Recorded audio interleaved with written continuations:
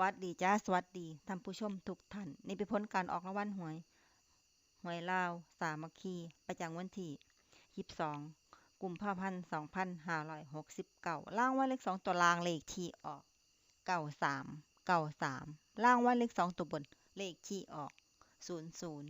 0000รางวัลเลข3ตัวบนเลขที่ออก300300รางวัลเลข5ตัวเลขที่ออก1930019300นี่ก็เป็นผลออกรางวัลหวยลาวสามัคคีประจำวันที่22กุมภาพันธ์2569ขอให้โชคดีมีชัยถูกหวยลาวสามัคคีได้รับเงินกันทุกคนเด้อจ้าฝากไว้เด้อจ้าSubscribeกดติดตามและเป็นกำลังใจขอบคุณทุกท่านที่เข้ามารับชมและรับฟังแล้วมาพบกันใหม่ในผลการออกหวยลาวสามัคคีใหม่ในวันพรุ่งนี้สำหรับมื้อนี้ขอบคุณและสวัสดีจ้า